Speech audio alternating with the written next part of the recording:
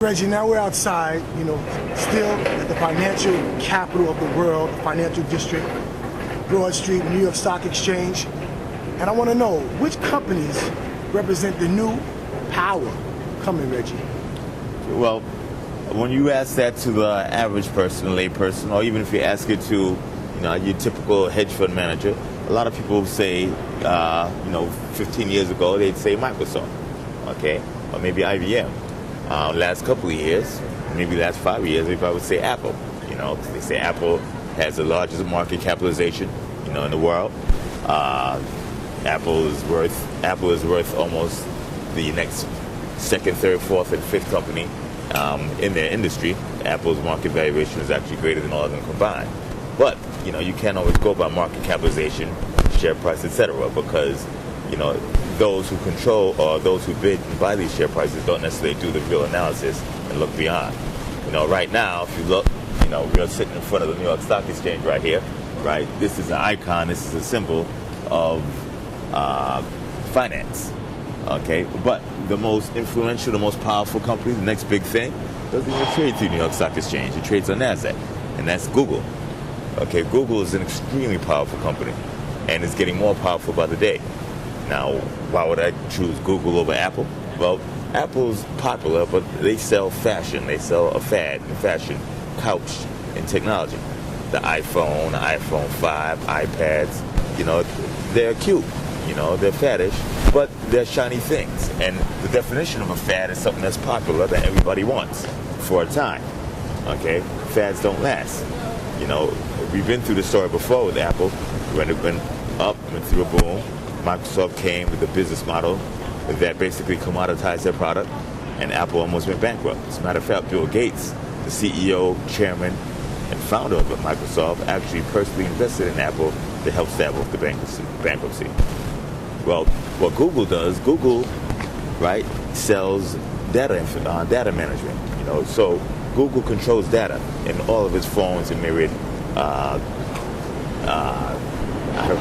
interpretations. Controlling data means you control information. You control information, you basically control what everybody either wants, uses, searches, seeks, or attempts to maintain or protect. So if you had a business, right, if you had a grand business you want to get into, would you want to get into the fad business, selling shiny, sexy things, or get in a business where you control the world's information? Okay, this, I would assume, is a no-brainer, but obviously I don't think like everybody else. And we have people who built up Apple to stratospheric values, and Google's value was up until relatively recently heretofore unseen. Now, I've had a significant thesis on Apple, where I said Apple is exactly what I explained a little earlier. A very successful company, right? A very influential company, but a company that still sold pretty shiny fads couched in technology, versus a company that actually sold a company that was the gateway to the world's information.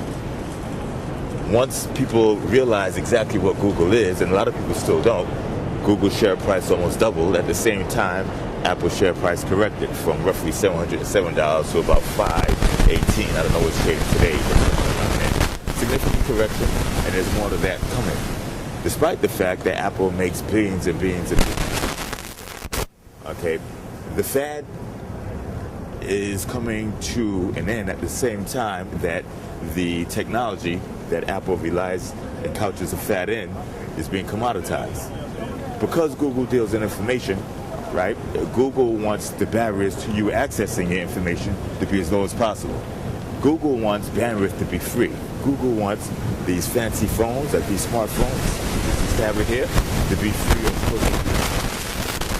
Google wants any barrier between you and your information to be non-existent, except for one.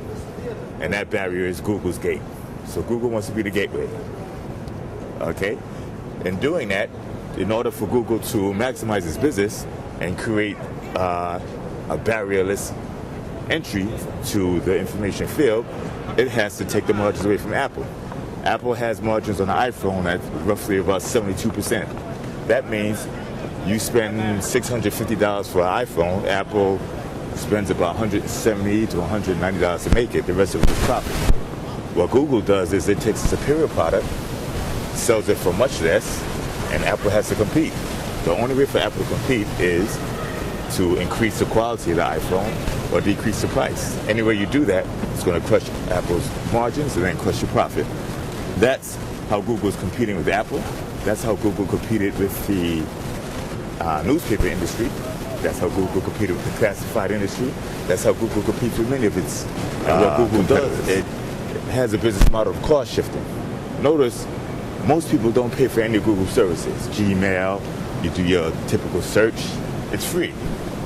Despite the fact it's free, it's also very valuable. How does Google do this? Well, Google simply takes the natural producer of the product, right, and has that producer compensate or swallow the cost of producing the product, and then the natural consumer of the product doesn't have to pay for it. So the consumer gets it free, the producer gets the product shifted. At the same time, you have a natural symbiotic relationship.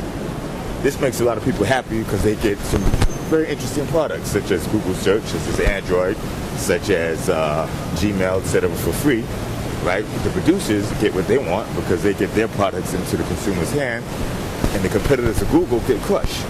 Because no matter how good your product is, very hard to compete with free, especially if it's any quality. So, the next big thing is the gatekeeper of information. Big Brother traded on an exchange. That's Google.